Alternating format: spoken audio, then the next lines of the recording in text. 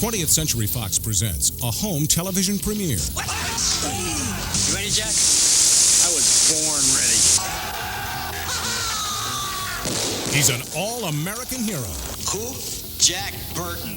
Me. Forced to confront the evil Lo Pan. Tall guy, weird clothes. First you see him, then you don't.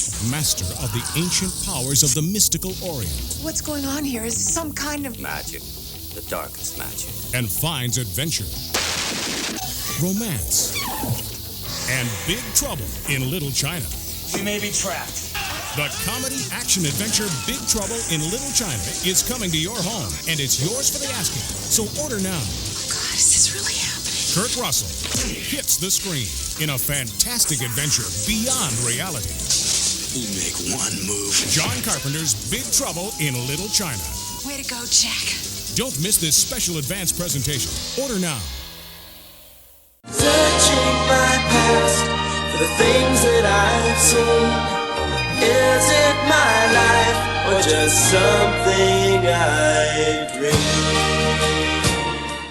Résumé. Noun. 1. A summing up. Summary. 2. A brief written account of personal, educational, and professional qualifications and experience. During a meal while attending HeroesCon in North Carolina, fellow podcaster Paul Hicks asked me how much longer I was planning on doing this show. I told him indefinitely, but Paul's hard to read, so I don't know if he took that as a positive or a negative. This has been a weird little thing. My first attempt at an AV project in my own voice, with years-long gaps. But once I synced up the months for a 38-year bridge between past and present, especially with it as my first week's show to give a buffer if my schedule slips, I took that as the way things ought to be for however long I remain a podcaster. I'd love to get the show slimmed back down again, but I'm having too much fun quantum leaping into my own body and soaking in the good parts, represented by the media I indulged in. This being an all-ages show also keeps me from dwelling on the dark stuff that with age I'm trying to leave behind, or at least find amusement in. Tragedy plus time equals comedy after all, and I like allowing myself this nostalgic labor of love. But there definitely is labor to it, and I only have a couple of weeks available to craft this episode. And July of 1986 is a 5-week month, and I'm going to be recovering from HeroesCon for a while yet. Let's get right to it then. I'm not sure if my half-brother held on for Alpha Flight number 39, with a Mike Mignola Avengers heavy cover. The interiors looked mildly familiar, with Dave Ross's pencils finally being complimented instead of handicapped by the inks, this time provided by future star Will Sportasio. Number 40 was also out this month, with a Submariner splash page that stuck with me more than anything from the previous issue, and ends on the mostly forgotten marriage of Namor to Marina. I only flipped through Captain America number 322 on the stands, for some reason never buying Flag Smasher appearances new. When I read it years later, I found it to be a fantastic mission statement issue for the Star-Spangled Avenger, emphasizing the line between patriotism and nationalism that warns against the dangers of modern political tribalism. I think I flipped through Justice League of America number 255 at Walden Books, thanks to my Blue Devil-fueled heightened awareness of Zatanna. I need to reread Electro Assassin. The first issue was in my hands a year or two late. I'm not confident about how it got there, and I wasn't sure what to make of it, but that art was brilliant. I recall flipping through at least one, if not both, of the Ace 1 and 2 Spectacular Spider-Man annuals, published a year apart. I wasn't hip enough to realize that this was basically Purple Rain Prince, with a little beat at Michael Jackson, going up against the webhead. Peter David wasn't a recognizable name for me yet, but I sure liked Mark Beecham's art. Just thought on such a basic street-level Spidey story. I think Blue Beetle number 5, featuring a guest appearance by The Question, and Booster Gold number 9, featuring the Legion of Superheroes, were in the 1988 Grocery Sacco comics. The early issues of the John Byrne Man of Steel miniseries were packaged together, I think in a cardboard sleeve, for Circus World toy stores, where I passed on it. I gave Secret Origins number 7, featuring Green Lantern Guy Gardner and the Wesley Dodds Sandman, a toss at B. Dalton, but was like, who are these goons? I knew a kid in Nevada that had some of the old Aircell Adventurers comics, but I was pretty much done with fantasy tropes by that point. My brother bought New Mutants Annual number 2 a year or so after the fact, so I'd already experienced Psylocke and Alan Davis elsewhere, but both appealed to my organic eyes here. He also got Peter Parker, the Spectacular Spider-Man number 119 after the fact for the Sabretooth cover appearance, but I don't imagine that he was very pleased to see him beaten by the Black Cat. When I was a little kid, other children's comic collections were filthy with Archies and Harveys. I dabbled in the former, but I wasn't even that big a fan of the cartoons of the latter. I hadn't noticed, but Harvey Comics went on a 4-year hiatus, and returned with the friendly ghost, Casper number 225. The cover announced, "Casper is back! You asked for him! Special collector's issue! Join the fun! with Harvey Comics. It's the excess of cover hype that Son of Ambush Bug number 1 had just made fun of, but I think it worked on me. They were just so excited to bring me more Casper, the dead kid from the genteel cartoon that played before the crack of dawn that I rarely watched. I recall nothing of the contents of that issue and never bought another. Heck, they did a cool looking revival a decade or so back that I did order, but it never came in. So even when I tried, it clearly wasn't meant to be. Richie Rich, the Poor Little Rich Boy number 219 also came out that month and also benefited from my FOMO. I could believe Casper was years departed, but I'd have sworn those Richie Rich digests were still lining the shelves of checkout lines. In animation, Casper hadn't appeared in much news since the early 60s, but that silver spoon Brad had come off a 4-season TV show in 1984, and how I despise his displays of affluence. His swindling me out of 75 cents for his pap did not endear me any further. Despite those two disappointments, I did feel a tinge of regret over skipping Hot Stuff, The Little Devil number 165, the least recognizable but most fun looking of the 3 IPs. In retrospect though, shouldn't it have been Wendy the Good Little Witch in that third spot? Oh, and I only heard today that Marvel was going to take over publishing Harvey before the hiatus, and that the connections they made probably led to the creation of the Star Comics imprint. In fact, Harvey tried to sue Marvel for borrowing their laid-off talent and design aesthetic. Like that makes a lick of sense. The official handbook of the Marvel Universe, Deluxe Edition number 11, offers the last John Byrne cover, likely owing to his defecting to DC over his differences with Jim Shooter. As with George Perez on the original Who's Who covers, it's too bad that one of the greatest artists in comics history couldn't complete the assignment of drawing every character in a particular universe's reference book, running roughly 2 years. Also, they were each replaced by not all-timers. But DC went with wild divergences in style like Paris Cullins, Ernie Colon, Joe Staton, Eduardo Barreto,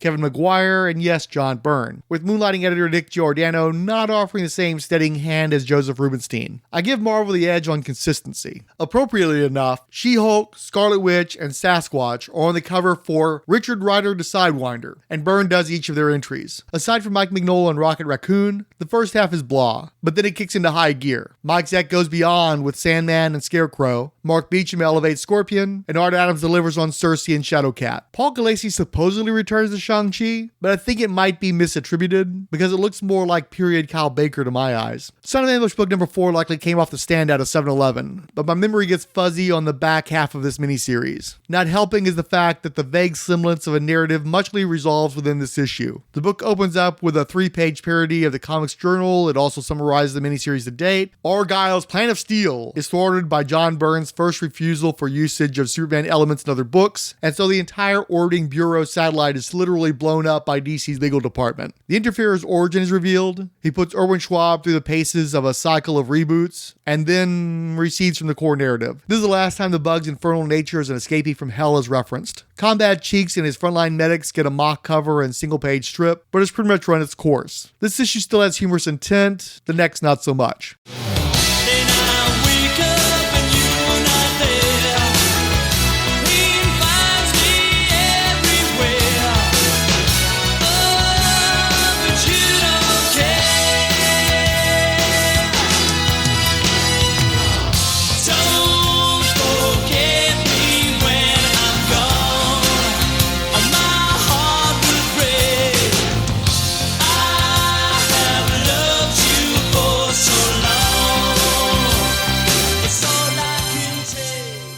Just a couple of brief history tidbits. The Excedrin cyanide tampering crisis was all over the news in June, as it was a weeks-long national scare, despite only affecting 2 people in a small area in Washington state. Ultimately, it was determined that a woman named Stella Nickel had poisoned some pill bottles with cyanide and algae killer for fish tanks. It was all a scheme to collect insurance on her husband, who she'd come to hate for achieving sobriety while she remained an enthusiastic drinker. She might have gotten away with it too, except she kept pushing for an investigation after the death was ruled as natural causes, because an accidental death more than doubled the value of the life insurance to $176,000. The woman's own daughter turned her in for a $250,000 payout. There was almost a TV movie on it, scheduled to star Katie Seagal, but the drug manufacturers made it stink before it went into production. Meanwhile, in July, the President and First Lady marked the reopening of the Statue of Liberty after a lengthy renovation. This was a big deal, with at least one live TV special and all kinds of magazine covers, including the satirical ones that I read. I don't know if it was specific to me, but given how long songs hung on the airwaves back in the day, it seems like the music released in July of 1986 simply did not stick. Even with 5 weeks to work with, July lets loose the dogs of the summer, with most of the tunes I can manage to talk about coming in that final week. Friends and Lovers by Carl Anderson and Gloria Gloria Loring was on one of those romantic hits collections that were advertised for years on daytime UHF television, but I certainly heard it in its time. It had one of those swollen and oft-repeated duet choruses that you couldn't miss, but it was also sappy stuff for the olds to me. Like Michael McDonald's Sweet Freedom, I'm not sure if I know Climax's Man-Sized Love from the radio, or just a prominent placement on the soundtrack of the Billy Crystal, Gregory Hines cop comedy Running Scared. It seems like July is just awash with these movie tunes that weren't going away from the previous month. Don't You Forget Me When I'm Gone by Glass Tiger was your typical lightweight Wham type pop, which is funny because Wham actually had a weirdly dark BDSM themed single out that I never knew existed before today. Anyway, I didn't care about Glass Tiger, but a snippet of this on TV ads for some hits of the 80s comp kept them in my ears well past their expiration date. I'm not sure if I paid attention to Stacey Q's Two of Hearts when it came out, but after I embraced pop music in a couple of years, I came to really enjoy it. Rumor has it Stacey Q did a thing for the Playboy channel that I also enjoyed a few decades later. Anyway, the affected Betty Boop come on voice works for me here. I adore all the synth lips, and the change-ups come right on time. Among my favorite one-hit wonders. Lionel Richie had been a big deal in 1985, but I think we were all starting to find it to be corny by the time Dancing on the Ceiling came out. And anyway, he stole the video from Breakin' 2 Electric Boogaloo, where it was done better. Money Too Tight to Mention was on the Greatest Hits collection of Simply Red, but I didn't hear it at the time, I just lived it. I only realized I'd heard Billy Ocean's Love Zone back in the day when it hit the chorus, and then it went right back to being an anonymous trifle that I may never reflect upon again with the next verse. I know Velcro Fly by ZZ Top because Paula Abdul choreographed the video, and it was featured in a weekend-long retrospective of her work on MTV during her Forever Your Girl peak. I had to check the track listing on our old, neglected podcast One Song Each, because I'm sure that I've talked about Run DMC's version of Walk This Way many times before. What I'm not sure of is if we've ever recorded on it though, or where that would have happened, so here's a short version. I was first exposed from a TV show, probably Friday Night Videos, and it would have been a relatively early rap experience, though I did just hold my theatrical screening of Breakin' 2 in 1984 against an artist. I liked the rap part okay, but I thought the Mick Jagger stand-in for the fake rock band used in the video was a bit much. I also figured it was odd that they'd hired such old actors to dress like David Lee Roth and smash the apartment wall with a mic stand. I guess they were making some point about being funky, fresh, and fly compared to the rock dinosaurs. The guy playing the leader of the band went big with the role too. He didn't look like he was really singing, and I didn't think the voice really matched the face. That's what you get with central casting, I guess. Even during my country music cloistering, I knew Eurythmics was a band to watch out for. And Annie Lennox in full frosted butch buzz with sledgehammer special effects on the video for Missionary Man made a big impression. I didn't really know what the Missionary Man was back then. I think I thought it might have been like a spy thing, but I did learn the lesson that you do not mess with a Missionary Man. Lisa and Colt Jam with Full Forces All Cried Out probably wasn't something I noticed in its day, but rather from mixes I heard from friends' sisters way down the line. Every Little Kiss by Bruce Hornsby in the Range was another one I had to get to the chorus to remember. Yeah, it was a bit of a hit at the time, but also the kind of boomer stuff that I had little use for then or now.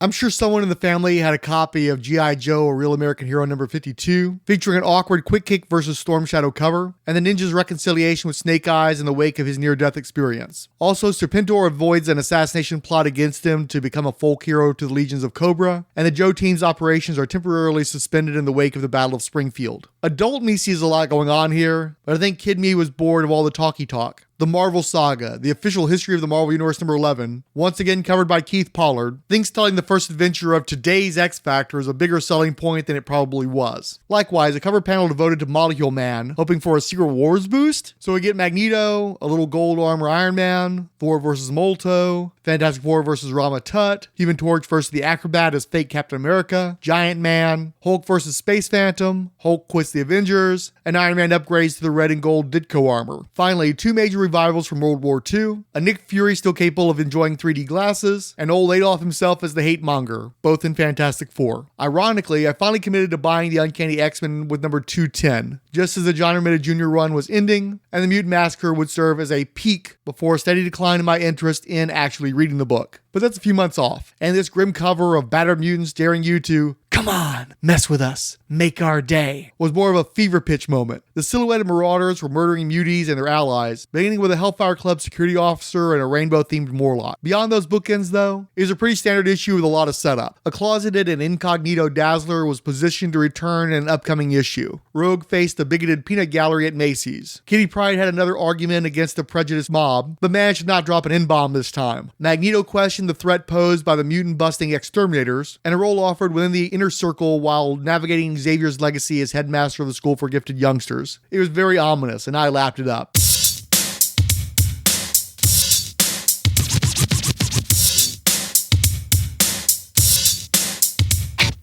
Summer of 1986 was a big one for movies in general, and myself in particular. It doesn't help that as I was actively writing this, the list of American movies by release on Wikipedia disappeared. I just kept refreshing and linking around to no avail, so it's off to multi-source. Let me barrel through these as briskly as I can. About Last Night was a cable TV dub from Family Friends. This one was about the dating lives of yuppies, based on a play by David Mamet, and starred Rob Lowe, Demi Moore, James Belushi, and Elizabeth Perkins. There's a new Brat Pack documentary on Hulu that I want to see despite hearing bad things, and this is one of the less well-remembered entries in that bit of zeitgeist. I was too young for the content to resonate, but I also doubt that it ever would have. With this cast and the need to water down the contents for mass consumption, I never revisited it, but I can still remember the chorus of Sheena Easton's soundtrack selection, So Far So Good, despite it not getting any radio play here. Big Trouble in Little China was part of my hot streak of early VHS rentals, and remains one of my all-time favorite movies. I remember seeing the ads for it on TV and being enthused to see it, but this thing seemed to immediately vanish. I understand that there were only ad buys for the week of release, and I believe just a few days worth. It was a real, oh hey, there it is, when we finally got a VCR, and we were all bowled over by it. Channel 26 used to run badly dubbed, imported martial arts pictures on Saturday afternoons. Despite being into superheroes, I just found them bewildering and ridiculous. I couldn't engage with the stories, especially with those line readings coming out of mismatched lips, often adorned with obviously fake hair. Never being able to take any of that stuff seriously, I more readily embraced outright parody, like the fistful of yen sequences in the Kentucky Fried Movie. Big Trouble falls somewhat into that category, although the joke is mostly played on the American presumed action lead Jack Burton, a truck driver who rolls into an active conflict between various Chopsaki factions, including a set of ancient Chinese supernatural beings. Because this was a big budget spectacle helmed by one of the all-time great genre filmmakers, the effects I usually laughed off actually impressed, and were closer to what you'd see in superhero comics than anything DC or Marvel had managed to that point. More on that next month. Also, Big Trouble in Little China had a pitch-perfect cast, led by star Kurt Russell, along with uncommon Asian representation in key roles, especially for veteran character actors James Hong and Victor Wong. The buffoonish Jack Burton serves as a stand-in for audience members like myself, bumbling through cultural and foreign tropes that are poorly understood but engaging in this context. I've seen the flick countless times, including a rather poor wall projection in a panel room during the 2000 San Diego Comic-Con, and it takes little to prompt John Carpenter's soundtrack to enter my head, with the title track being a sing-along for me. I could easily do a whole podcast on this one movie, or even a series of them, and I'm not promising that I won't. Psycho 3 was a cable dub, and I saw it before the original. As a mid-80s slasher, there wasn't much to set it apart. It was my first exposure to Jeff Fahey, who made an impression, as did the end of the movie, with Norman Bates caressing the severed skeletal hand of his mother while looking directly into camera, being driven away in a police car. You can probably skip the rest of the flick and just watch that last half minute or so. It was a bit more chilling for me to hear Tom Lehrer's 1953 novelty song, I Hold Your Hand in Mine, on Dr. Demento a few years later as a result. I've caught most of Prince's Vanity Project dud Under the Cherry Moon in bits and pieces over the years. I think that's the best way to experience it, if you're unable to avoid it entirely. Club Paradise was another cable dub. My stepfather's friends from the bowling alley really hooked us up back then. This was a comedy with Robin Williams as a retired firefighter who used his disability insurance payout to buy a rundown resort in the Caribbean. Then they run a whole troupe of sketch comedians through various vignettes, with an overarching story of political unrest on the island involving Peter O'Toole tying it all together. It was odd having both this and Running Scared come out in the same summer, and this one didn't make back its budget. I liked it pretty well at the time though, aided by the stacked cast and Jimmy Cliff in a supporting role, bringing an above average reggae soundtrack with him.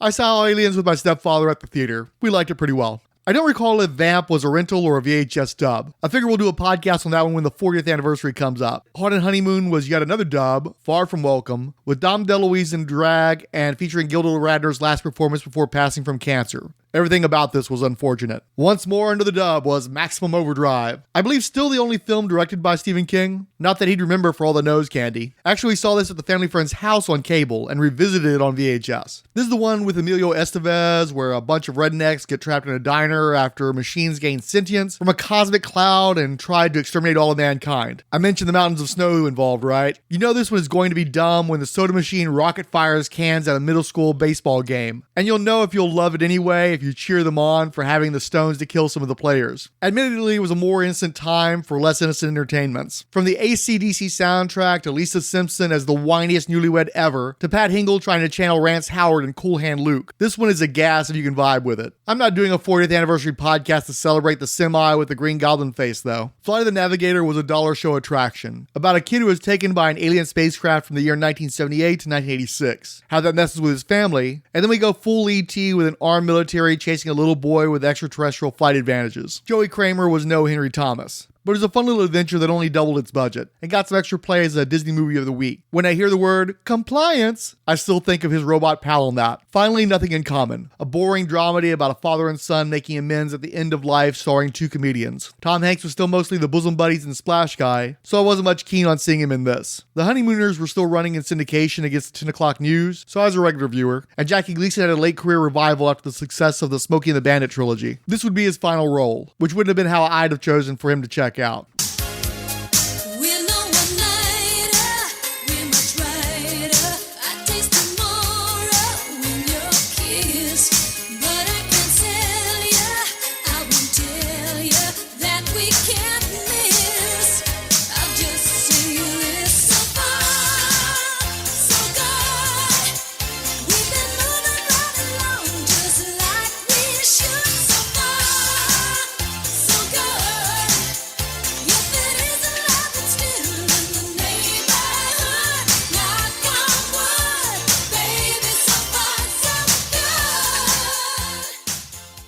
On reflection, it was my brother who got the hot ticket first issue, so I had to settle for Classic X-Men number 2 off the newsstand. This was an augmented version of the original X-Men number 94, and I wonder if these supplemental pages by original inker Bob McLeod ever got reprinted themselves. The Danger Room montage page from the old comics expanded to 2 pages of sequential action. Then there's a page with Cyclops having a meeting with Professor X, and another page that retcons the New Mutant Rain Sinclair into a Mira McTaggart section. There's also subtle touch-ups, like a crazy-looking beast being brought back to model. I wasn't wild for this early Lin Wein, Dave Cockrum stuff, so it was a good call to sweeten the deal with the Art Adams pieces and the Claremont Bolton backups, this time featuring the early friendship between Jean Grey and Storm, as Aurora attempts to confront her claustrophobia in a subway station. There's a reason why I got the omnibus collecting the supplemental material, but not the actual X-Men issues themselves. I thought I'd learned my lesson with superpowers, but that poop-stained brown cover on number 2 got all over my hands. I'm going to plead out that it featured a bunch of the characters from the third wave of the toy line that I was still curious about, including a fierce representation for Tyre that wasn't supported by very many other comics. Also, there's a skulking Darkseid in a robe who at one point got iced by Mr. Freeze. Yeah, I'm out. It's like DC is actively avoiding my business. Marvel Comics had decided to celebrate its quarter-century anniversary, as marked by the production of Fantastic Four number 1 in the summer of 1961, a couple of different ways. One was a now iconic gray border around select covers, featuring style guide-friendly versions of their top characters by John Romita Sr., smiling at the readers as they encircled a different close-up headshot of the book's star, probably at a reduced rate for that artist. You see, Cadence Industries had been the parent company of Marvel since 1968, but would soon be liquidated, with Marvel being prepped for sale. Corners were being cut wherever they could, with the greatest impact on the other element of the celebration, the launch of a new imprint. Editor-in-Chief Jim Shooter may have saved Marvel Comics, and even the mainstream comics industry, by whipping it into professional and corporate appeasing shape in the late 1970s, but he broke an awful lot of eggs making that omelet. He developed a reputation for being cruel, capricious, demanding, and egocentric. For instance, earlier today, I was reading about how classic inker Chick Stone was recovering from a heart attack when he was greeted by a letter of termination from Shooter. Favorite son John Byrne had just left the company, specifically because of Shooter, after both had proven their loyalty by testing against Jack Kirby in his lawsuit for the return of his artwork and intellectual property. The boss man had also awarded himself massive royalties from writing the event maxi series Secret Wars, and was driving everyone nut nitpicking tie-ins to its broadly reviled sequel. There had been months of cryptic hype, the series of house ads by Cynthia Martin showing a cosmic bolt traveling the solar system to strike the Earth about what was known inside the industry as the Shooterverse. In a notable editorial, Shooter explained that this would be a line of adventure titles unconnected to Marvel continuity that would better reflect the world outside your window. But again, within the industry, it was known as a boondoggle, thrown together by moonlighting editors after hours for no money after the budget was slashed. On books staffed by unknowns and the exact types of aging veterans Shooter had been running out of the company for years prior. Whether through circumstance, incompetence, or intentional sabotage, this new universe was seen as a monument to Jim Shooter's hubris, whose failure would be ecstatically celebrated within the industry. But I was just a kid looking at the new comics at 7-Eleven, knowing nothing of this beyond what Marvel's promotion had told me. According to Mike's Amazing World, there were 2 titles offered on the launch week. Spitfire and the Troubleshooters #1 was an immediate pass. I didn't know what a Spitfire was, besides the clunky fire engine red robot on the cover. I didn't know what Troubleshooters were either, but the dorks hanging off the robot gave big TSR-80 whiz kids energy. The last straw, though, was the old-timey artwork by Herb Trimpe, not drawing in his more modern G.I. Joe Special Mission style, which wouldn't have worked with the Silver Age inks of Joe Sinnott anyway. Better odds were with Star Brand #1, for which Star artist John Romita Jr. had quit the Uncanny X-Men in an act of solidarity with Mein Kapitan. This was the only new universe title that Jim Shooter himself wrote, about a guy who in most ways resembled Shooter himself as a writer insert. Blonde motorbike Shooter stand-in met an old man in the woods who gave him cosmic power, tied to a sort of movable tattoo that was blatantly swiped from the Eclipse Comics Moon and Star Colophon. Besides ridiculing the Marty Sue lead, critics also pointed out that the scale of Starbrand's power, and his fighting tentacle aliens that wielded laser rifles and wore power armor, was a pretty big leap past the grounded reality that was being forced upon every other book in the Shooterverse. I wasn't yet adept enough at recognizing art styles to notice that this was a penciler that I'd been enjoying elsewhere. Plus, that first issue was very heavy on mundane character interaction. Worse, the Starbrand's power set and goofy alien foe recalled the Superman comics that I had rejected in my youth. Probably worse was the cover, where inker Al Williamson had obliterated any trace of Romita's style to show the hero floating in space, just like a typical Superman image. So I put it back, and only dug the run out of the quarter bin of Marauder books in 1989. The new universe was failing to launch. I'm a little fuzzy on X Factor #9. As a Freedom Force appearance and a sort of prelude to the Mutant Massacre, I'd be really surprised if my brother missed this one. I think I may have bought a copy of #1, but otherwise have not been supporting the title myself. This issue was drawn by Terry Shoemaker, an artist that I never had a good beat on. He just seemed to hang out around the X offices picking up scraps, and got a bit of Wildstorm work in the 90s. His stuff is fine, but I've yet to meet any actual fans of the guy. Come on, two hearts that beat as one. Two hearts, I need you. Two hearts that beat as one. Two hearts, come on. Picking back up on video games with 1980, and perhaps the most famous one of them all, Pac-Man. Anyone born before the 8-bit era will never appreciate how addictive this console was for us. The game mechanics were simple enough for anyone to understand. You like to eat. Point the yellow eater man at the food. Don't get killed by ghosts. Ghosts can't die. But if you eat a power pellet at one of the corners, you can temporarily discorporate them and eat in peace. Clear a maze-like screen, beat the level, and start a new maze at a faster pace with more ghosts. Play indefinitely. Also, with the low resolution, a big circle with a chomping mouth was the height of character realization. I put a fair amount of quarters into these machines because you had plenty of lives, and even at my earliest gaming capability, I'd get far enough along to make each play worth the quarter spent. I played it at home, I played it upright, and I played it on a sort of desk cabinet thing they had at Pizza Hut that would hold your meal and drinks, where you look down at the screen. I will note that the grocery store where I played it the most actually had a Miss Pac-Man cabinet, which debuted in 1982. This was a minor variant where the Pac-Man had a red bow on her head, the ghosts were pastel, and other tweaks to make the game more girly. Besides Equal Time, Miss Pac-Man also helped with IP expansion, as both Pac-Persons reported to a 2-season animated series the same year.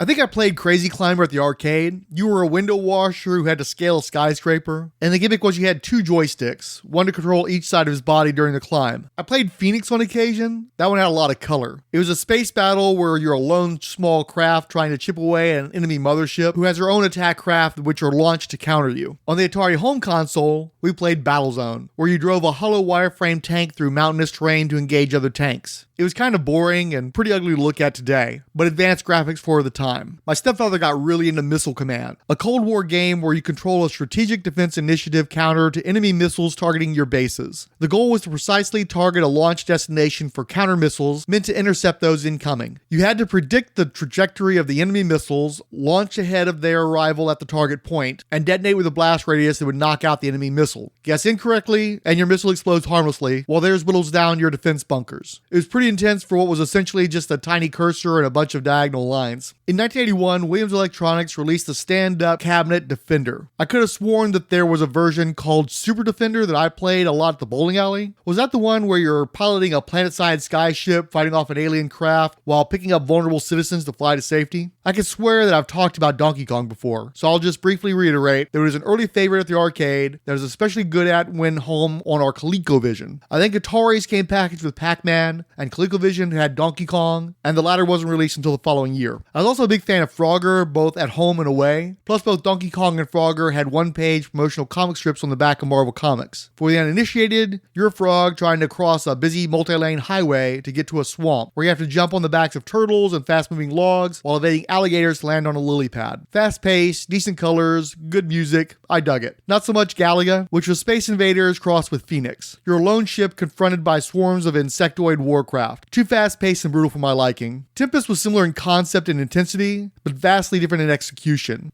You're in the cockpit looking at wireframes as you bank in a circle as enemies come at you within the sphere. 1982 saw the release of Pac-Man Plus, which I don't remember, and Baby Pac-Man, which I do. That was a bizarre hybrid, where you start out playing a smaller pinball machine, but then when the ball landed in a certain spot, you could switch to a video game within a screen embedded at the back of the machine. Switching gears between gameplay types was exhausting, and I think I remember it being 50 cents, so the novelty was gone almost immediately. I still love Dig Dug, even though I think you're playing the bad guy. You're a dude in a protective suit digging through layers of sedimentary rock. Creatures within the earth, like fire-breathing dragons, try to stop you. The gimmick that is if you fire your line correctly, it will attach to the creatures, and you could rapidly hit a button to fill them with air until they explode. I don't know why I'm so into that, but I just am. Donkey Kong Jr. didn't hit like the first one, not helped by the shift in loyalties. The masses want to play as Mario, the working man forced to address a rampaging gorilla. But in the sequel, Mario is Kong's colonial captor, and his diapered son has to navigate perilous vines to release Daddy from a plumber? And the mechanics simply weren't as engaging. Pingo is a largely forgotten arcade game. You play a red penguin who pushes ice blocks around to trap and crush snow bees? I feel like something got lost in translation. Again, I played it some, but I'm not sure that I was supposed to feel good about what I was doing. Cubert was another one I was overly fond of for vague reasons. You're a little furry orange round creature with a snout thing that has to turn all the squares in a leveled pyramid from one color to another. Similar to a chess pawn, you jumped one square at a time in a handful of prescribed directions while evading snakes. Oh wait, there's no snakes in chess, for the record. The pyramid was hovering in space, so you could fall off, or jump to a rainbow disc that warped you to different sides of the screen. It was a bit odd but fun variation on Pac-Man basics, with an adorable character who cursed in Grolix and an on-screen word balloon. It was very popular, but I remember it most from the roller skating rink. Tron had a revolutionary game that adapted levels from the movie and looked awesome, but I couldn't play it worth a dang. They had that in the game room in the pavilion at Strawberry Park. Like Hubert, Joust also got a single-page mini-comic and was a favorite of mine. You're a knight in a fantasy world that rides a giant flying ostrich as a steed while navigating hostile environments and having tournaments against other ostrich knights. There was a sick sound effect when a lance dismounted a knight, plus a brutal recoil from the impact. Burger Time I recall more as an ad than as an arcade game. You're a chef building human-sized hamburgers by running over the ingredients caught in a scaffolding until all the parts fall into place. How that hasn't been adapted into a major motion picture and big-budget HBO series eludes me. At home on the Atari, I tried to play Haunted House, but it was an unnerving mess where I wandered around clueless in the dark. Activision's Pitfall was way more fun, and scratched my Indiana Jones itch. Plus it had a neat live-action commercial where Pitfall Harry swings from vines and evades crocs and swamps, as well as the quicksand. We were so concerned about quicksand back then. Another one that my stepfather and I were fanatical about was Star Wars The Empire Strikes Back. You're Luke Skywalker in a snowspeeder trying to take down AT-ATs on the ice planet of Hoth. They were armored, so you had to repeatedly target key points to weaken and destroy them while evading return fire. As you progress, there were more AT-ATs moving faster. So much for taking on multiple years of gaming. But maybe we'll get some slack years after the video game market collapse of 1983. Well, I was born an original sinner. I was born from original sin. And if I had a dollar bill for all the things I've done, there'd be a mountain of money piled up to my chin. Hey!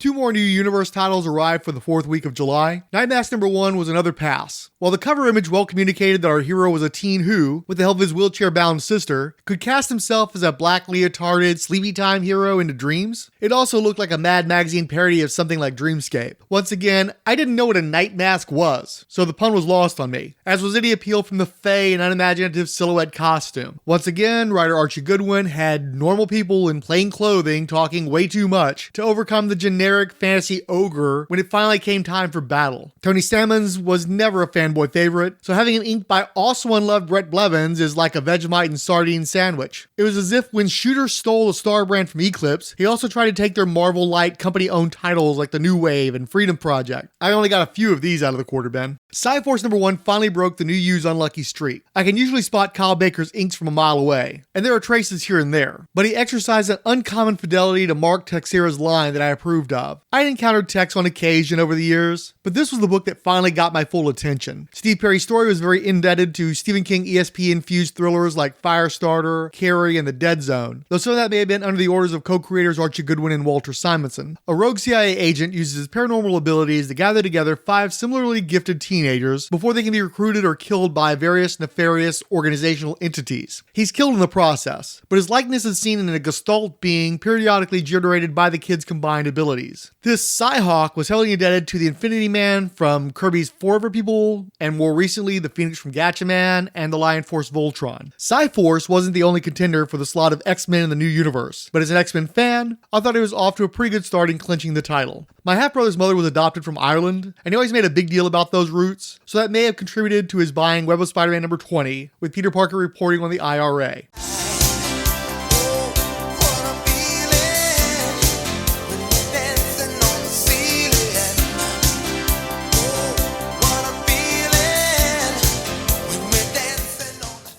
Since I cut the 4th media segment last month, I'll carry over a little material from June. I'd like to acknowledge GoBots magazine, which ran 4 buy-to-try-monthly issues from the top of 1986. I definitely recognize some of these covers, but even though I favored GoBots over Transformers because cheaper, I doubt that I bought any. Maybe little bro did though. I can just about place the John Severin cover to June's Cracked magazine number 222, featuring a whole gaggle of characters and celebrities imprinting their hands and feet in cement, including Voltron. I'm pretty sure I had this one, but I don't own any of these anymore, and the same goes for Super Cracked number 32 with a G.I. Joe parody, and July's debut issue of the short-lived Cracked Digest. That last one was like a miniature trade at 141 pages, so it would have had the dimensions of a paperback novel. I'm sure the selling point was a flipbook animation that ran at the corners of each page. A shameless ripoff dubbed Spies and Saboteurs by an Aragones type to at least layer the derivation. Another Severin cover with a sad and dated gag about a janitor character tying a string from his tooth to a copy of Cracked on the newsstand in hopes it will fly off the stand and extract the tooth. Womp womp. I'm finding all these magazines sorted by cover date and listings on mycomicshop.com, a recent hack to help me expand upon our true north of Mike's Amazing World of Comics. Another helpful site is the Internet Archive, which has scanned a lot of these magazines. The Bill Ray painted cover of Sylvester the Janitor as the recently refurbished Statue of Liberty rung a bell, and sure enough I know the guts of Cracked number 223. It even promotes the digest in color on the inside front cover. Clearly I needed summer reading. And even though these things ran from $1.25 to $2, they were fairly packed with material. This issue, Nanny Dickering, a big-haired Little Annie Fanny type, but as a reporter, conducting an extended interview with Crockett and Tubbs from Miami Vice. Then there was artist conceptions of mysterious movie credits like Best Boy that lands with a thud. There's a cracked look at dating by a moonlighting fetish artist, and John Severin does a sort of historical adventures of Ronald Reagan via a faux photo album. Mort Todd and Steve Ditko had a one-pager called Robot War that hinges on digging a trench that looks like a giant footprint to psych out the competition. Bob Fingerman provides ZZ Slop versus the Space Pirates, which pits various Captain EO-type sci-fi rock band analogs against one another. There's a page called Shut Ups, where each punchline starts with, shut up. Would have been a good way to start the feature. Milton Knight also does a few single-page gag strips. Looking at it today, I'm struck by how terrible the humor is. I mean, I expected juvenile. Cracked skewed younger than Mad, which targeted early teens. But some of these jokes just don't make sense, or were labored setups to obvious unpaid offs. It makes more sense now why all these things run together as a thing I once read and then didn't. And now we will unveil that gallant lady. Thank you and God bless you all. Nancy. America and the world gather for a celebration.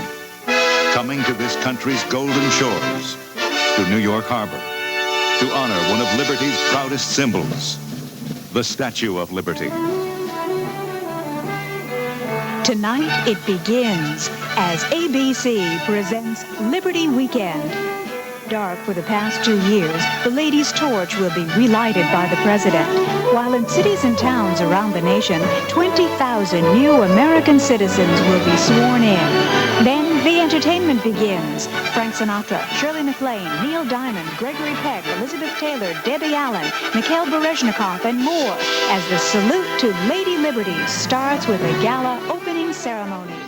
Marauder Comics Quarterbin shoutouts of the month go to Blackthorn's Cold-Blooded Chameleon Commandos and Crow of the Bear Clan. Eclipse Comics Reed Fleming, World's Toughest Milkman and Airboy. Elite Comics The Twilight Avenger. Eternity Comics Ninja and the Mighty Mites with a Dark Phoenix parody. Hot Comics Chrome featuring early Kelly Jones art in the Kelly Jones art style, not when he was still trying to do Michael Golden. ICG's Naive Interdimensional Commando Koalas with an Abbey Road parody cover. Showcase Publications' only ever, but appropriately named, release, Comics Artist Showcase, and Silverwolf's Fat Ninja. After a couple years worth of irregular and parasitic reading, I finally returned to buying Captain America with number 323. It was another one of those Marvel 25th anniversary headshots, and I was always a sucker for a grinning Cap. I still struggled with Paul Neary's art, one of the main reasons I wasn't keeping up with the book, but I was intrigued by the premise of Super Patriot is here. Mark Gruenwald had been throwing a lot of ideologically opposed opponents at Cap, but here was a guy that claimed to better represent modern America, and certainly a more crass and cynical one. I spent most of my childhood resting my head on a bicentennial pillow, and I considered myself patriotic. But maybe the jingoism of Reagan's America was starting to get to me, or maybe I just thought Super Patriot looked cool, and I liked seeing Cap fighting a guy who weaponized his own identity against him. Anyway, the storyline hooked me, and I'd keep up with it. The third week of New Universe releases continued the battering average of the second. Kickers Incorporated number 1 introduced a football player who gained super abilities that he used to form some sort of detective agency with some of his teammates. Man, this book made superpowers hold its beer. I responded way better to Mark Hazard Merc number 1, which seems to have put me at odds with the buying public, as usual. I wasn't following writers at the time, but this was written by the same guy that had done The Death of Gene DeWolf, and I think I appreciated that same darkly humorous streak. Rejoining Peter David, if only for the cover, was Mark Beecham, who brought a Punisher vibe at a time when I probably suffered slight withdrawals. The interiors were by Gray Morrow, another aging industry veteran with a dated style that I'd had little unwelcome exposure to. However, that gritty graphite look worked for a realistic war story, reminding me a bit of Gene Colan, and Morrow had made his biggest splash on 70s Warren magazines, so he knew the territory. But mostly, I just took an immediate liking to Mark Hazard. He's a tall, stocky guy with thinning hair that reminded me a little of my father. How they both even had a big wooden African tribesman shield on their walls, if you can believe that. They also had a way with the ladies and an estranged son from a past relationship, but I doubt my father helped overthrow South Pacific dictatorships on his weekend like Mark. To me, this was kind of a perfect first issue, with a done-in-one story that sets up the entire supporting cast, a fair amount of sexual titillation and brutal violence, sprinkled with humor, lots of teases of the lead character's backstory, and foreshadowing his unique circumstances as a soldier for hire trying to reconnect with his child. It was immediately my favorite New Universe title, and easily came the closest to fulfilling the line's mandate. So of course it was treated like the bastard stepchild, and not only the first title on the chopping block, but also the series that ended only after killing its titular star. Though in that regard, it did set a precedent. So I guess this also recalibrates my batting average, because I'll end up following both the longest and shortest lived New Universe titles, but only for part of their first year. Only year in Mark's case. Though it probably helps to have Silver Surfer, Punk Storm, and Black Suit Spider-Man on the front of Sift to Sunspot. The front cover to the official handbook of the Marvel Universe Deluxe Edition number 12 hardly misses a beat from losing Byrne in favor of Ron Frenz, already a brawny classical Marvel artist.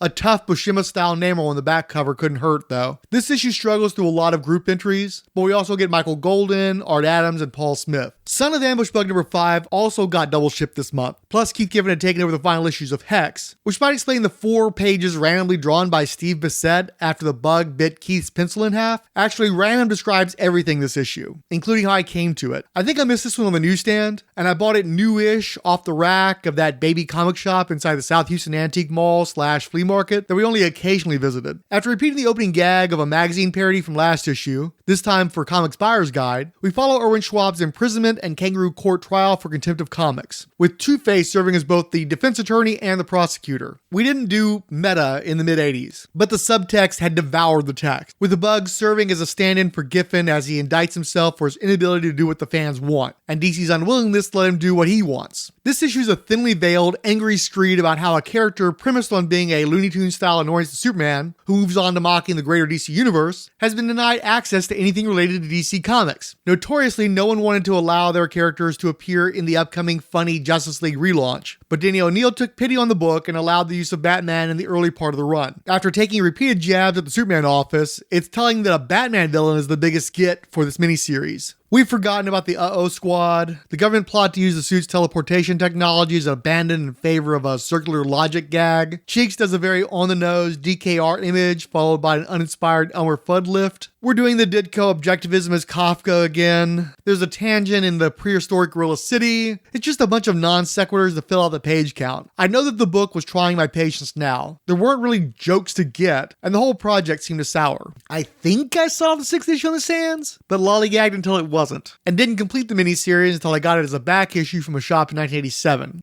And even then, I think I had tried the earlier, funnier miniseries, and loving that, finally resolved this one. I knew a lot of this went over my head, but reading it as a comics-learned adult who's older than the creators were at the time, the series just makes me sad. Giffen was so bitter and lost, Robert Lord Fleming is barely hanging on in his anarchic scripting, and I started to think how things would have turned out for these talents if not for the breakout success of JLI. But I can say that I still really love the art in this thing, especially when Giffen would just draw some ugly weirdo in a panel for kicks. I think I'm so educated and I'm so civilized, 'cause I'm a strict vegetarian. But with the overpopulation and inflation and starvation and the crazy politicians, I don't feel safe in this world no more. I don't wanna die in a nuclear war. I wanna sail away to a distant shore and make like an ape man. I'm an ape man, I'm an ape man, no, I'm an ape man. I'm a King Kong man, I'm a voodoo man, no, I'm an ape man. 'Cause compared to the sun that sits in the sky, compared to the clouds as they roll by, compared to the bugs and the spiders and flies, I am an ape man.